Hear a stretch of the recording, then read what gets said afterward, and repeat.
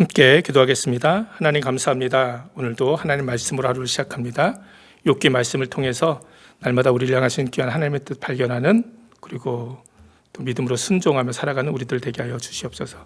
감사드리며 예수님의 이름으로 기도드립니다. 아멘. 오늘 함께 나눌 하나님 말씀은 욥기 19장 23절에서 29절입니다. 나의 말이 곧 기록되었으면 책에 씌어졌으면 천필과 연으로 영영이 돌에 새겨졌으면 좋겠노라. 내가 알기에는 나의 구속자가 살아계시니 후일에 그가 땅 위에 서실 것이라. 나의 이 가죽 이것이 썩은 후에 내가 육체 밖에서 하나님을 보리라. 내가 친히 그를 보리니 내 눈으로 그를 보기를 외인처럼 하지 않을 것이라. 내 마음이 초급하구나. 너희가 만일 이르기를 우리가 그를 어떻게 싣고 하며 또 이르기를 일의 뿌리가 그에게 있다 할진대 너희는 칼을 두려워할지니라. 분노는 칼의 형벌을 부르나니 너희가 심판이 있는 줄을 알게 되리라. 아멘. 오늘도 하나님 말씀을 하루 시작한 여러분들에게 하나님의 귀한 은혜가 함께 하시길 바랍니다. 제가 몇 장 건너뛰었습니다. 왜냐하면 계속해서 욥과 그 친구들이 똑같은 논쟁을 반복하고 있어요. 욥의 친구들은 끊임없이 욥을 이렇게 정죄하고 비난합니다.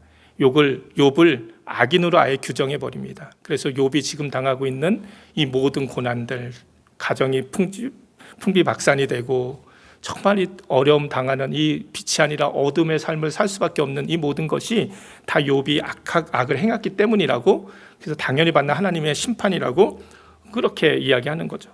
그리고 욥은 또 이런 친구들의 말에 자신을 또 변호하고 또 오히려 친구들을 또 비난하고, 그러한 친구들을 비난하고 또 자신이 당하고 있는 이 고난을 한탄하고요. 이런 말들이 계속 반복되고 있어요. 그 오늘도 이제 그 친구에 대한 말에 대한, 빌닷의 말에 대한 욥의 대답이기도 합니다. 사실 처음 욥이 당한 고난은 자기의 모든 재산을 한순간에 잃고, 또 가장 큰 아픔은 자신의 사랑하는 자녀들을 모두 잃은 그 고통이었어요.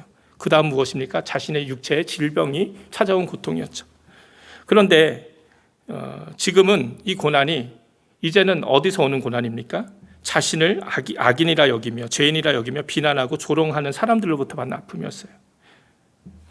그래서 욥은 이렇게 오늘 본문 21절, 오늘 본문 욥기 19장 21절 22절에서 이렇게 이야기합니다. 나의 친구야, 너희는 나를 불쌍히 여기라. 나를 불쌍히 여기라. 하나님의 손이 나를 치셨구나. 너희가 어찌하여 하나님처럼 나를 핍박하느냐. 내 살을 먹고도 부족하냐. 이렇게 이야기합니다. 사실 욥이 당하는 아픔의 첫 번째는 무엇이냐면 하나님의 손이 자신을 치셨다는 아픔이에요. 사실 하나님께 버림받았다는, 하나님이 나를 버리셨다는 사실 그런 지경까지 사실은 욥은 이렇게 경험하고 있는 거예요.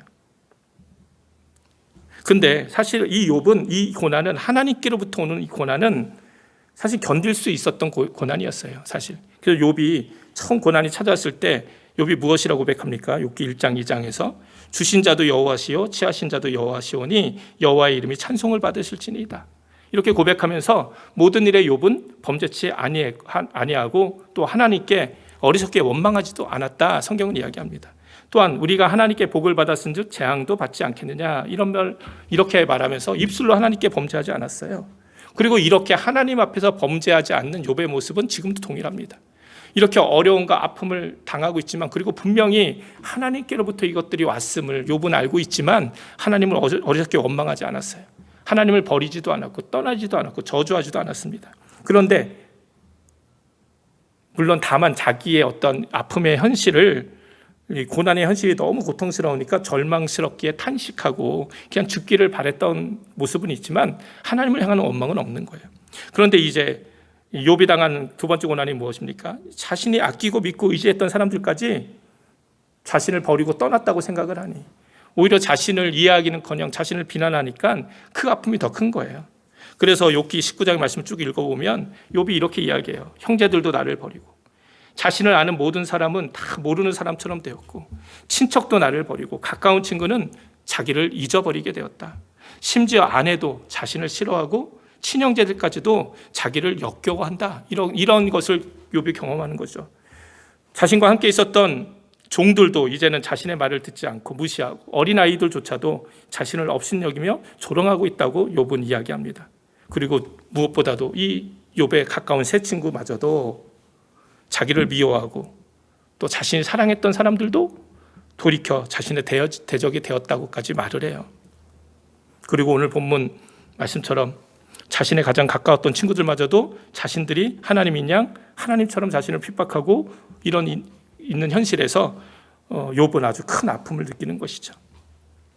사실 우리가 겪는 아픔 중에서 사람에게서 받는 상처, 특히 내가 믿었고 사랑했었던 사람에게 받는 상처가 가장 큰 것 같아요.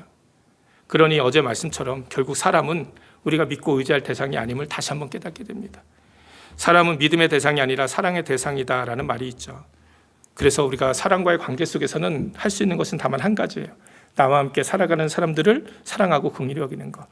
그들을 절대적으로 믿고 의지했다가는 낭패 당할 수 있습니다. 욥은 지금 자신이 당하고 있는 이 모든 고난과 아픔을 누가 듣고 기억해 주었으면 좋겠다. 기록해 줬으면 좋겠다. 그냥 돌에라도 써서 그냥 누구 한 명이 누구라도 나란 존재, 내가 이 정말 이런 아픔을 당했던 사람이다. 이런 힘든 삶을 살았다. 이것을 기억해 주는 한 사람이라도 있었으면 좋겠다. 이렇게 오늘 본문에 탄식을 합니다. 그러나 세상에는 이런 존재가 없음을 욥은 이미 알고 있었어요. 그런 존재를 세상에서는 찾을 수 없는 것이죠. 자기를 그렇게 이해하고 온전히 자신을 받아줄 수 있는 사람은 없음을 욥은 알고 있었습니다. 그래서 욥은 무엇이라고 고백합니까? 25절에 내가 알기에는 나의 구속자가 살아계시니 후일에 그가 땅 위에 서실 것이라. 사실 욥기의 말씀을 읽다 보면 이렇게 깜짝깜짝 놀라는 말씀이 있어요. 오늘도 25절의 말씀이 그렇습니다. 욥이 이렇게 고백하는 거예요. 그러나 나는 확신한다. 내 구원자가 살아계신다. 나를 돌보시는 그가 땅 위에 우뚝 서실 날이 반드시 오고야 말 것이다. 욥은 자신의 구원자가 있음을 고백하는 거예요. 내 구원자가 살아계신다. 그 다음에 무엇이라고 고백합니까? 내 살갗이 다 썩은 다음에라도, 내 육체가 다 썩은 다음에라도 나는 하나님을 배울 것이다. 내가 그를 직접 뵙겠다. 이 눈으로 직접 뵐 때에 하나님이 낯설지 않을 것이다. 욥은 이렇게 고백하는 거예요. 이게 바로 욥의 믿음입니다. 이렇게 절망의 순간, 아픔의 순간에도 욥은 하나님을 바라보는 믿음이 있었어요. 자신의 구원자를, 구속자가 살아계심을 확신했습니다. 어제는 하늘에 내 보인 내 변호인이 계신다 이렇게 욥이 고백했잖아요. 그리고 오늘 본문에서는 욥은 나의 구속자가 살아계신다 고백하는 거예요. 비록 지금 자신의 살갗이 다 썩고 육체가 다 썩어 없어지고 있는 고통의 순간이지만 반드시 내 구원자가 계시기에 나는 구원받고 하나님을 뵙게 될 것이다. 하나님을 만나는 그날에는 지금은 이 고통 때문에, 고난 때문에 하나님이 멀리 서 계신 것처럼, 멀리 계신 것처럼 느껴지지만 그러나 그날에는 하나님이 낯설지 않을 것이다. 이 말은 무엇입니까? 하나님이 나에게 친밀하게 나와 함께 해주실 것이다. 내가 친밀하게 하나님을 경험할 것이다 고백하는 거예요. 우리의 인생에서도 때로 욥이 경험하는 것처럼 느낄 때가 있어요. 너무나도 하나님 멀리 계신 것 같고 하나님이 지금 나를 때리시는 것 같고 하나님 나를 심지어 떠나신 것 같은 그런 경험을 할 때가 있어요. 욥처럼 우리가 아무런 죄가 없는데도, 문제가 없는데도 때로는 하나님이 그렇게 느껴지는 이렇게 믿음의 시련을 당하는 때가 있어요. 또 다윗처럼 하나님 앞에 범죄했을 때는 더욱더 이렇게 나를 때리시고 나를 버리시는 것 같은 하나님을 경험하게 되죠. 시편 51편에서 11절 12절에 다윗이 뭐라고 고백합니까? 나를 주 앞에서 쫓아내지 마시며 주의 성신을 내게서 거두지 마소서. 주의 구원의 즐거움을 내게 회복시키시고 자원하는 심령을 주사 나를 붙드소서. 다윗은 죄악으로 인하여 하나님 앞에서 쫓겨나는 경험을 하는 거예요. 하나님과의 그동안 누렸던 친밀한 교제의 기쁨도 구원의 즐거움도 다 사라져버린 경험을 하는 거죠. 오직 두려움만 남게 되는 거예요. 우리도 죄 가운데 있을 때 이런 경험을 합니다. 그러나 중요한 것은 무엇입니까? 욥처럼 무고하게 고난을 받아도 다윗처럼 죄악으로 인하여 징계를 받을 때에도 구원자 하나님은 살아계신다는 거예요. 그분은 결코 우리를 버리시거나 포기하지 않으신다는 거죠. 반드시 우리를 회복시키시고 구원의 즐거움과 하나님과의 교제의 기쁨을 허락해 주신다는 거예요. 다시 하나님을 낯설지 않게 만들어 주신다는 거예요. 친밀한 하나님을 경험하게 해주신다는 거죠. 그렇기에 우리도 절망하지 않고 포기하지 않고 지금 우리의 삶을 믿음으로 살아가야 합니다. 사람들이 나를 다 버리고 떠날지라도 아무도 나를 이해하고 돌아보는 사람 없을지라도 내 구원자 나의 하나님은 지금도 살아계신다. 나를 돌보고 계시고 나를 인도하고 계신다.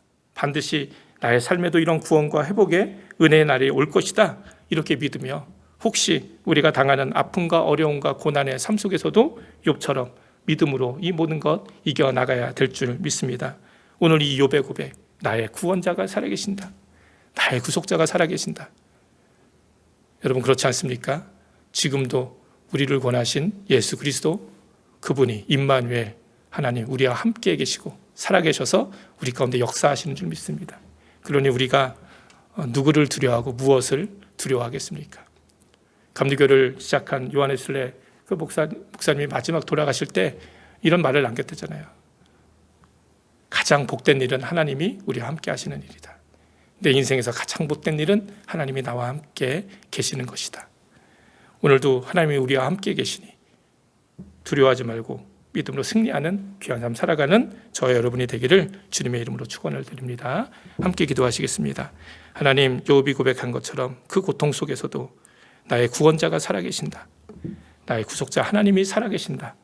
고백하고 믿음으로 나갔던 것처럼 오늘 우리들에게도 귀한 믿음 허락하여 주시옵소서. 감사드리며 예수님의 이름으로 기도드립니다. 아멘. 주기도문 하시겠습니다. 하늘에 계신 우리 아버지여, 이름이 거룩히 여김을 받으시오며 나라의 임하옵시며 뜻이 하늘에서 이룬 것 같이 땅에서도 이루어지이다.